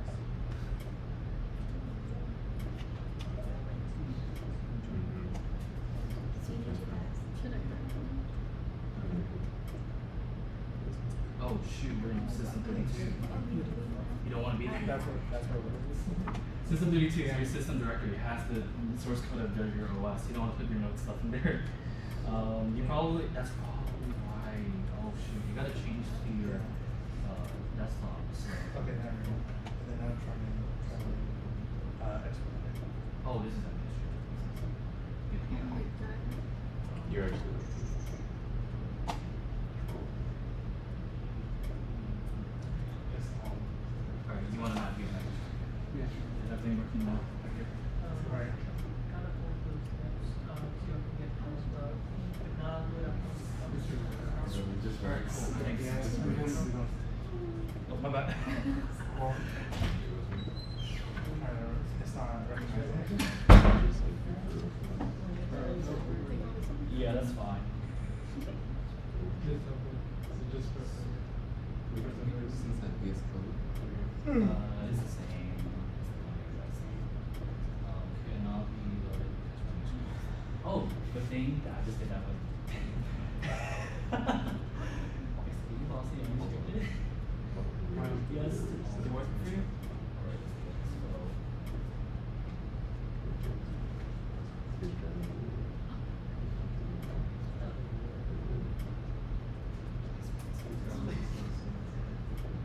Carla. These toxic relationships are Oh my god, I thought they stole something. I really did. Oh my goodness. Oh, okay. How'd you figure it out? Did you Because Google it? Robbie went through the same problem. Okay, did it work for you now, Robbie? Okay, cool. Press enter for blank. Alright, cool. I guess everybody's ready in that manner. Did you Google this problem? Yes, Robbie. It was really Windows. Okay. Damn it, we only have 5 minutes. Okay, well, it's gonna be okay. Back to the keynote. I guess just to run through things quickly.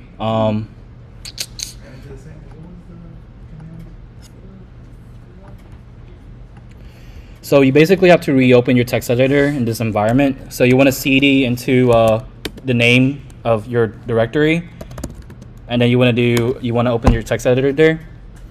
And what you should see is all of this. Lots of configuration file. This is JavaScript's make file.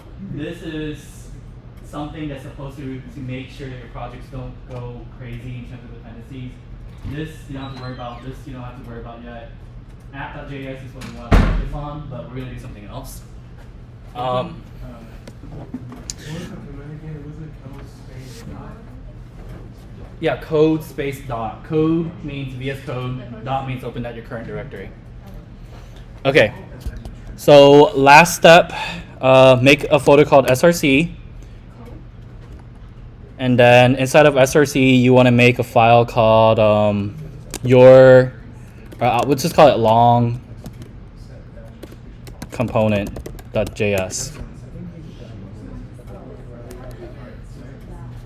Into that, so you want to change directory to that folder, and then you want to type out code dot. So you just maybe whenever you do expo net, you change the folder. You did. Yeah. And then code dot. Okay, cool. All right, cool. So what we do now is that we want to make a component. So basically, to make a component, you need a couple things in React. So the first thing is that you need React itself, but the thing that you want from React is a hook called useState. So we want useState, just like this. All right, let me plus, no, minus. Okay. And then the next thing you need is import view and text from React Native. So now we're working with components, right? And now to make a component, so like I said, in React, functions are objects too. Weird, but we're gonna do just that. So we wanna make a function. And actually, before this, we want this function to be available everywhere. So we want to do export function, your name component, and then pass props as a thing into this component. Where's that folder when I open it? Yeah, you gotta make a new folder, src, and then make a new file. Your name. Then I can use because mine didn't have all like the other stuff I just had. Yeah, you gotta make an src in your component. So let me review the file directory structure for y'all.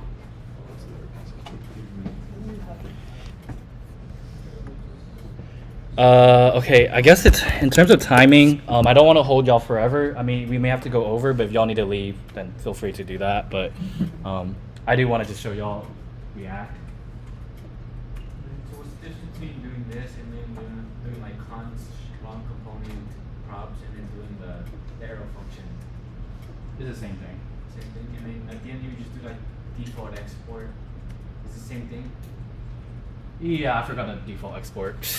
thanks for catching that. Yeah, export default. In terms of the default, definitely something to explore in y'all's end, but it will let us use the component in another file, right? So did everybody make this function? Okay, we need the 5.2 page. Is it? Oh, that's a label. I'm sorry. Yeah, that's something that's been added to my editor. Okay, so those all Yeah. Yes. Yeah. So we don't.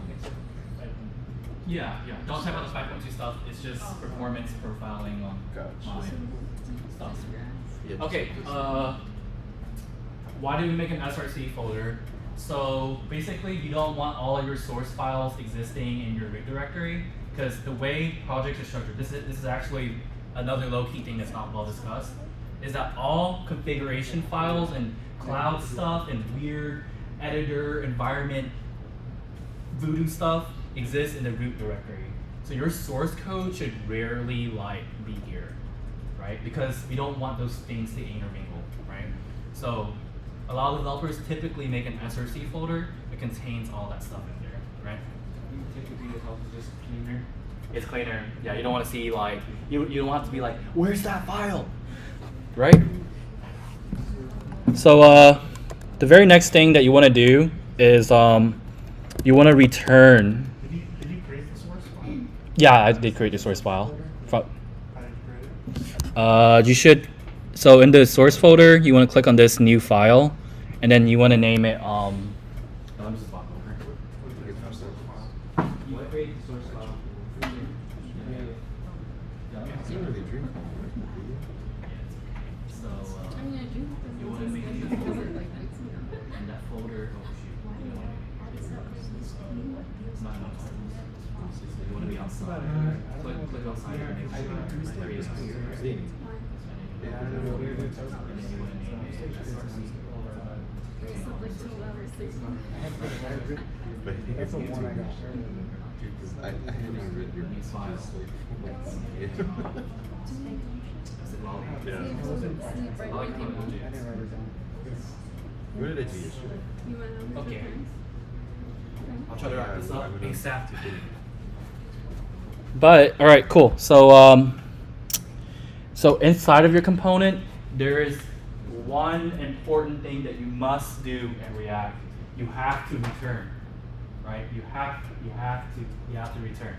So what people do is that you return with a circle braces outside, and you want to actually put your components here. So this syntax will seem unfamiliar to y'all. I'll explain what that is in a bit, but we want to type out view, right? So why is React allowed to do this? Okay, so this is technically not in JavaScript. This is something called JSX, which is like kind of a notation. Behind the scenes, this is actually a bunch of functions calling each other. But it looks kind of nasty, so React prettifies it into something called JSX. And this is allowed because it's set up in the editor to recognize these things, right? So, yeah, I know that sounded weird, but just know that it's an extension, basically. It's just a prettified version of what actually exists. But you can type it out like this. This works good, right? So you want to type out view, and then you want to type text. You want to type out your name is Ongwin, or whatever your name is, and the count is. So we're making another count variable in a bit, but just to show y'all what state is like. But you want to type out and the count is space, right? So what we want to do before we add a state is try to see if this component actually exists. So we want to go into the app.js file, right? And we want to delete this open up app.js start break. We don't care about that. We want to import this file, which is exported by this default right here. So you want to do import long component, right? So it should read out like this. I know that was really fast, but some editors do it. But import long component from src long component. So it imports it from this directory, right? And then what you'll be able to do is you'll be able to use your component like this inside of another. So now you can compose different components within each other, right? Right. So after, actually, I want us to be here. Shoot, it's gonna take a bit to get through, but all right, did y'all manage to get to this part? Well, yeah. Let me walk around, folks. That. You all good?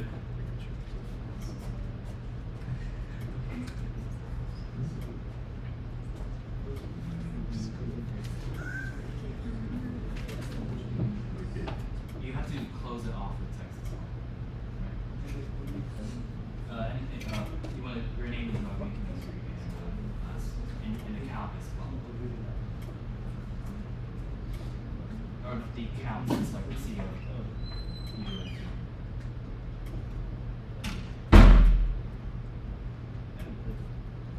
You need to add text. So every tag, so you have view, ends with view, text ends with text. Anything that contains something, right? Yeah. Okay, you can save it. You should save it. And then you want to go to your app.js. And then you want to import your component. Right? So you import Ravi component. So the name, yeah, press enter.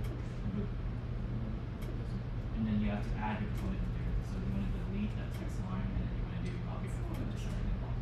Right? What? This one. No. Oh, Oh, no. Just go to your app.js, then put Mavi component in place of that. Oh no, not inside text, not inside text.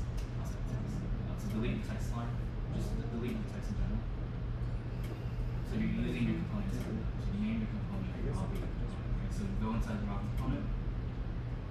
So this is the name of your component, right? So you go back into your app.js and Mavi. And you want to add like the HTML, brackets. Yeah. And you want to make sure it ends with a line. Right, and save. And then, yeah, you're good to go. Okay, cool.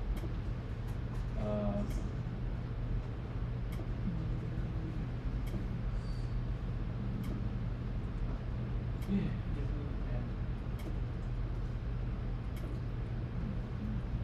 Yeah, no, that's good. Are you good, Hector? Maybe.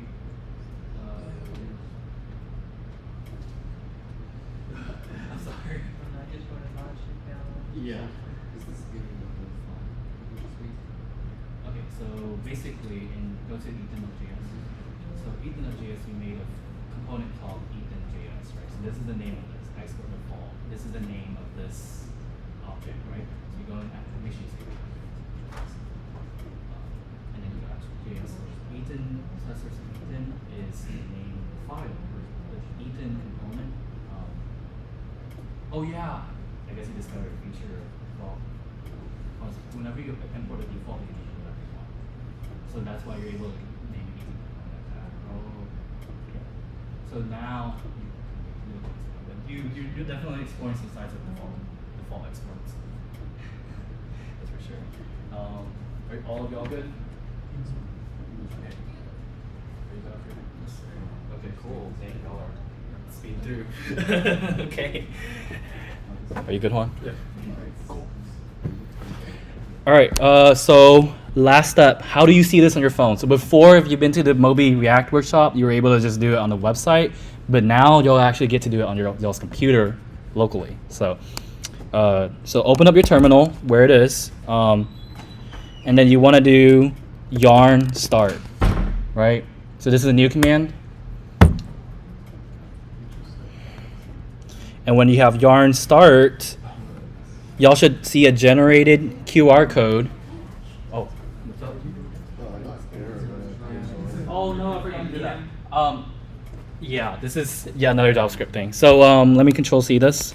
Thanks for reminding me. You want to do npm install -g yarn. Yes, React is a yarn community. Yeah, I'm telling you, dude, JS is just so tiresome like this. What is that install? So basically, there's npm, but there are people out there that's just like, I don't like npm, so they make yarn. And then React's just like, I like yarn better than npm, so that's what they're using. It literally be like that. I mean, what's the good thing developers do? They just make problems on top of problems. So, what's up? I would just say I have a problem where I moved that same command and it didn't work, but if you do sudo, it works just fine. I have that. Just in case anybody else. Oh, if you have to run sudo yarn. Sudo npm install -g. Okay. Did you install Node via npm or? I did it a long time ago. I just Yeah. So if you, I know like it's really weird, but like when you install Node without npm, it installs it to its system directory. But that system directory, whenever you do npm install -g, it's like it's trying to write into a protected area. So it doesn't let you, so you have to do a sudo npm install -g every time. So when you use something like npm, it kind of like skirts around that, right? So that was kind of why I wanted to do that. But yeah, it's just weird like that. In your case, you would probably have to do sudo npm install -g every time. extra word. Yeah, just a little bit of extra work. Yeah, remember? All right, cool. Are y'all able to see this generated here? Okay, not on my computer. Pretend this is not mine, but this is yours, right? So on all of y'all's terminals, y'all should be able to see a QR code. Yeah. All right, do y'all see that QR code? So what y'all should do at this point is take y'all's phone and scan. There's supposed to be a space. Okay. Scan the QR code. And oh, this is another thing I forgot. You're gonna need to get an app called Expo on your phone. Yeah. What's the command you recommend to? Yarn start. Yeah.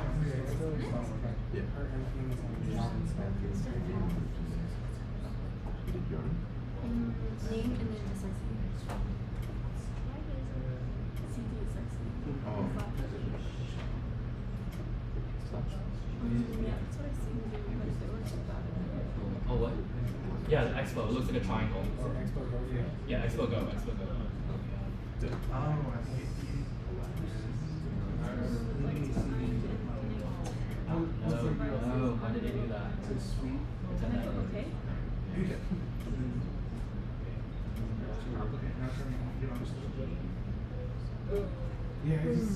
It just didn't set the node version, or it was not using it. So where's it supposed to take me when I scan? You have the app installed. Mm-hmm. Try again. It could be like a. Just Expo Go. I know why. It's UTA. I guess yeah. Try go in your data. I I don't think know. there's a way to. I don't wanna mess with that. Oh yes, I had this issue before, but at another university, was it the Wi-Fi? Yeah, the university may be blocking. I'm gonna try with my phone. I don't know, actually. I tried solving that. And it's Don't we need the Wi-Fi? Oh, dang it. UTA. The one variable I didn't think of. I knew it. Well. Yeah, it's like, so this is locally running, like imagine this is a server that's running locally and using your phone to connect to this local server, right? The only problem is just that we're on UTA and they don't like us doing something like that. So this will definitely work once you go home, which sucks, dang it. But I'll keep on going. I'll keep on going through the workshop to show y'all what y'all should have, and then when y'all get home, try it out. We have to reconnect the laptop and the phone outside of the UTI network. Or Yeah, you would have to if you want to use if you have hotspot and you're willing to risk your data for it. You know, you can just do it both on there. It'll definitely work. So, yeah. What else was I gonna say? Okay, yeah. Let me try to speed this through.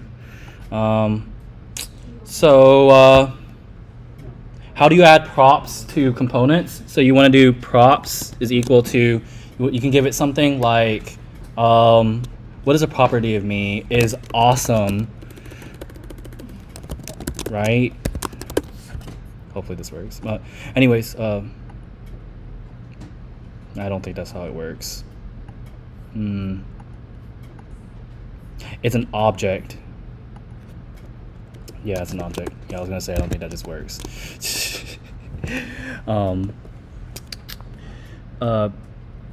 Property. Awesome.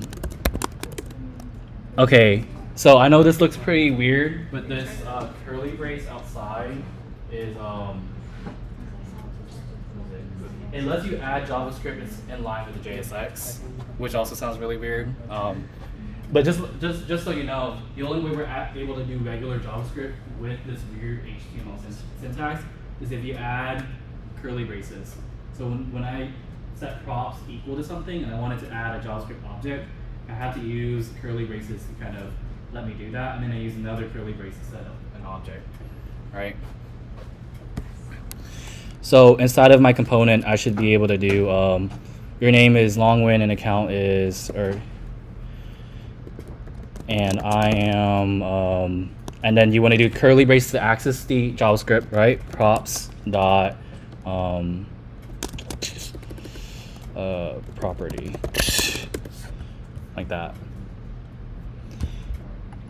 I wonder if you can just like view the web version. Not gonna lie. Should we to be pressed W? Oh, yeah, that's not gonna work.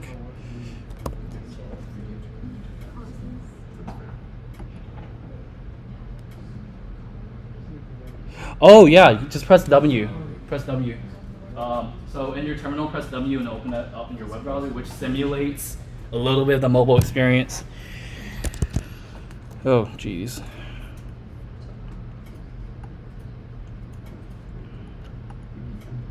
Is that right? I don't think that's right. Shit. Anyways, next thing we want to do is we want to set up state inside of our object. So to set up state, this is also weird JavaScript syntax, but you want to make a state. So in this case, we're wanting to make a count. So you want to give it a name count, and then you want to give it a function to update it. So set count, and then you want to use state to some initial value, which is 0, which I'll explain again. So when you want to make an use state, right, you need 3 things. First, you need to give it a name. Second, you need to give it a function to update the state. And third, you want to give it value. Yeah, I'll just let that explanation be like that. Initial value, yeah. So you want to do that. And then the next thing you want to do is you want to add a button. So inside of your import, you want to add button right here. And then you want to put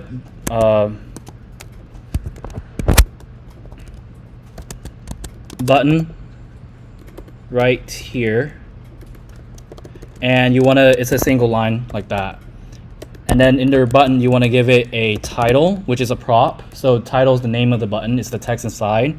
So click me, and then you want to do a on press. So on press is a event handler, and what that basically means is that it takes a function, and whenever you press a button, it'll call that function, right? So in this case, whenever you press the button, you want to set your count to the previous count plus 1, all right? And then inside of this, you want to add like the last part, you want to add the count right here, right? So a couple steps, but hopefully we can follow through with that together. How do you do the arrow thing? It's my bad. It's the equal sign and the right angle bracket. Yeah, that's just font features. How much money I pay for this font? Is that just an extension? You have to get a programming font with something called ligatures. Yeah. I paid for this one. I'm that pathetic. I'm sorry. I need my cursive Was it italics. above $50? I think it was actually 30. But there's a new one out there that's like $80, and I kind of want that one because it looks better. But there's one that's $300 if you're really cool. Elite programmer. I'll stick to my default. You'll stick to your default. There's a couple free ones out there. Okay, so Could you go back to the props part in yeah, I don't know if I actually did these props right. Let me look on Google real quick.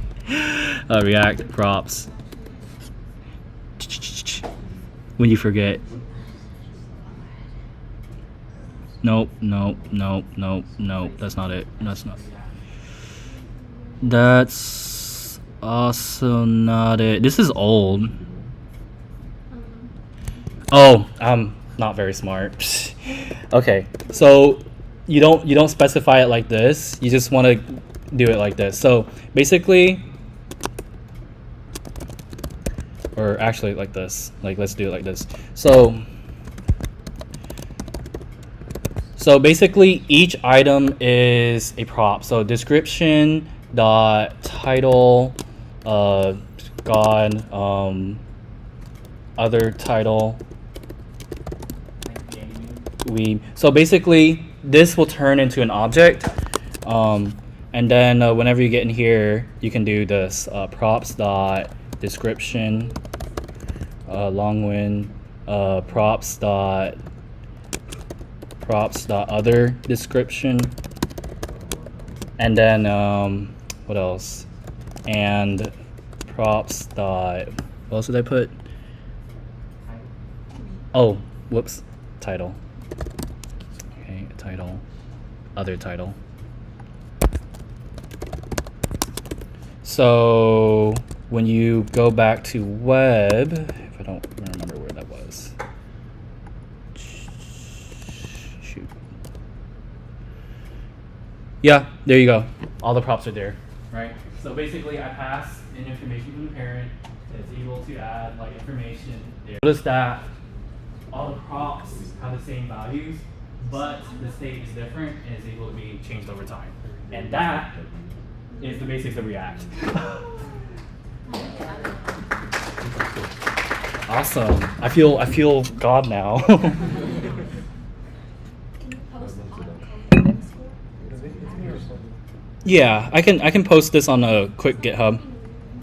But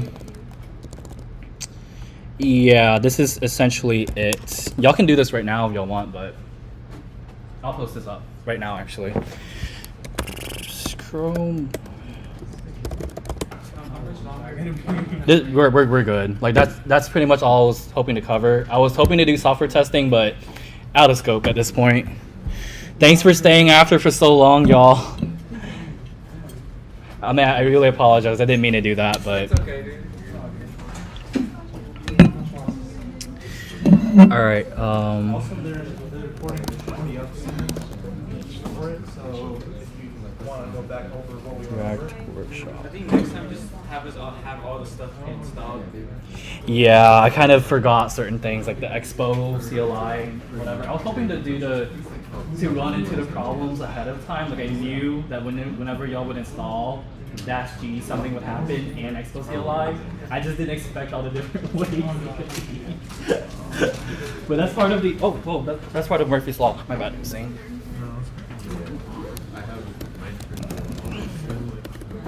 Okay, so then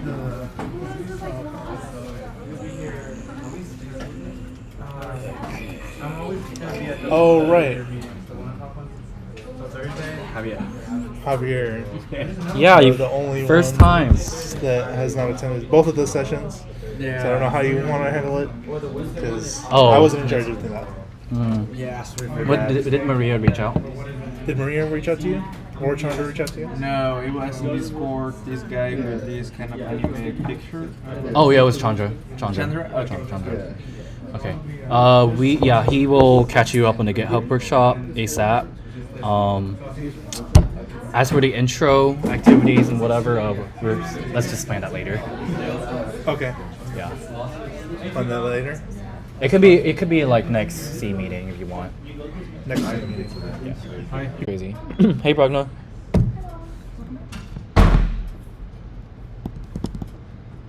I think we'll like wait 5 minutes for folks to like settle in. Oh, let me pass out the screen sheets.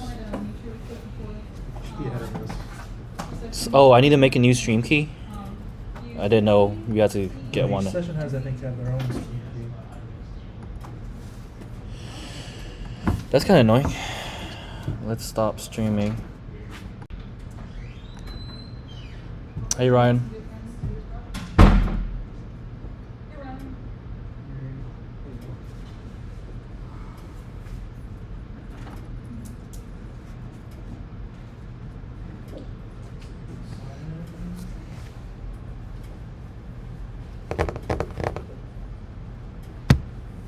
Maria, did you reach out to people?